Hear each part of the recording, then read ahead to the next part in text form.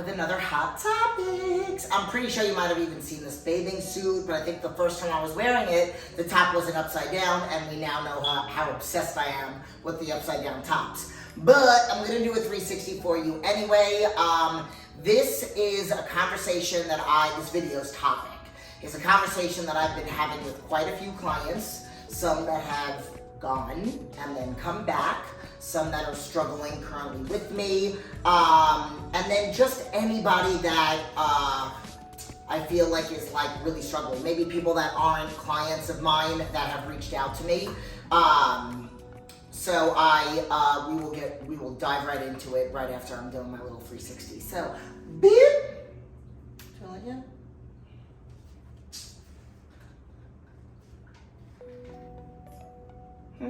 Do we like my little pose? You see it? Okay. I think we're ready to go outside. So hot. Oh, it's so hot. Okay. All right. So, first off, I cannot wait. I will tell you this. I cannot wait until the background is beautiful and this pool is done, which is probably going to be in about a month and a half. So we got probably like, what, 6 more videos maybe? Back here like this. So, okay. So today's topic is you only fail if you quit, okay? And then you have got to put in the work. So I always tell people that I am not the kind of coach that you just hire and then I write you out a plan, especially if you're very emotionally connected to food. It's more than just being given a plan, right? And you have to do the emotional work. How many times have you guys heard in my videos about the 5 components of fitness, and mindset is the first one? So let's just kind of connect like mindset and emotional exercises. So I will be very honest with you. I have people that are struggling. I mean, I don't have to like lie about that. Like a lot of my clients, I don't train bodybuilders. I don't coach bodybuilders. You know, I have a couple people that want to put on some size. I have a couple trainers that lost weight already with me and now they're at goal and now they just want to build. Females, 2 guys, two females and 2 guys. And then I have one client that wants to build, eventually wants to do a show in the long run. But my clientele are like people with diabetes, people with 100 pounds that they need to lose, people that are in their 50s, women going through menopause, people with Crohn's disease. Like that's my clientele, and I'm sure you've heard it a million times in these videos. But I always tell people the first email that they get from me is a judgment-free zone, and I tell them you only fail if you quit. Like, I'm never gonna be disappointed. I am never disappointed in how many times a client messes up. Never. I am disappointed in the people that message me and say, I'm so sorry, this is too hard. I can't do it. Like, because there is always a way. There is always a way. I don't care what it is that you're going through. Like, if you got bad news about a medical condition that you have, okay, I will help you find a way. You have family emergencies that are going on. I will help you keep yourself healthy. Things going on with your kids. And I'm going to name some of the clients that I've worked with. Single mom with 4 kids, single dad with an autistic daughter who is a cop, a surgeon, a lot of nurses, and there is always a way. I had a surgeon that had a 6-pack. And there were days that she would work a 36-hour shift. That woman would send me an email. Like, granted, it would sometimes be at like 3:30 in the morning, like, because she knew, or maybe it was like 5 o'clock, and it was right towards the end of me doing emails, but she would make it a point to get it to me, even if she was still working. Like, oh, I have another 16 hours left on my shift, but I wanted to send you today's check-in. Like, if you want it bad enough, you will find a way. And that's why I tell people that you have got to dig deep. And you could fall down, what's the saying? Fall down 7 times, get up 8. Fall down 1,000,000 times, get up 1,000,001. And I will always allow, and I literally right now, I currently have 3 people that have been with me, that just came back after being with me on and off, one woman from years ago, another woman recently and then had to stop. She completed her 6 months. Another woman that had to stop 4 months into her 6 months, and then now she came back and she's literally just re-signed, so she's doing another 6 months with me. So you got to do the emotional work. You got to do the work, okay? Because at the end of the day, you will continue to fail if you, well, I'm sorry, poor choice of words, because I just said you only fail if you quit. You will continue to make mistakes if you don't try to figure out why you keep making them, okay? Because I also will say, you can make mistakes and I'll never be disappointed in you. However, I will say, and I'm not going to use the word disappointed because I'm not, but I do say that you shouldn't be making the same exact mistake because you should have done the work. And granted, that's situational.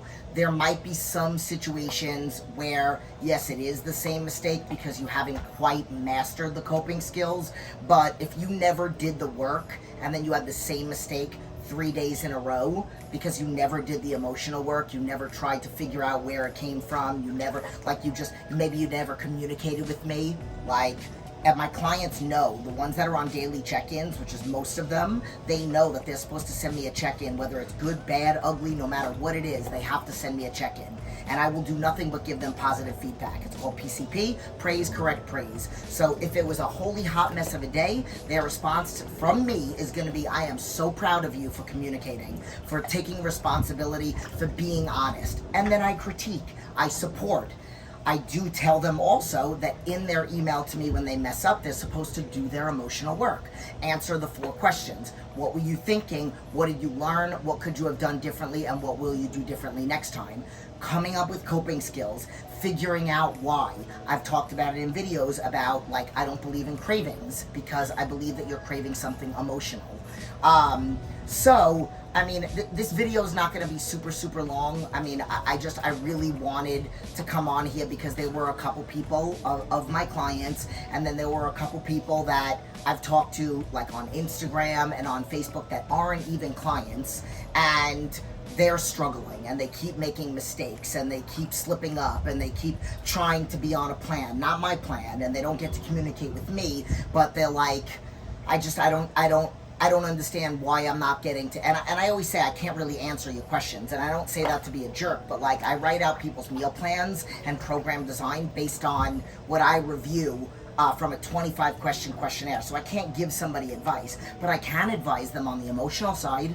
I can advise them to make a vision board. I can tell them to go figure out what your goals are and why they are your goals, because as you sit there and you're surrounded by all the foods that you like, or you're out with friends, right?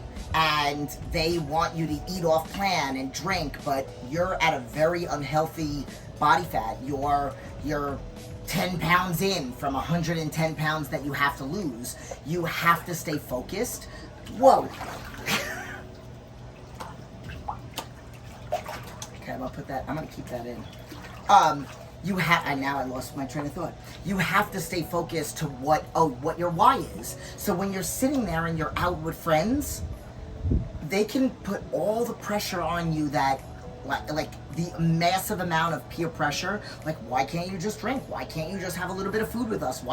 But if you are so focused to your goal and why it is your goal and how life will be different when you get there, you're gonna stay on track.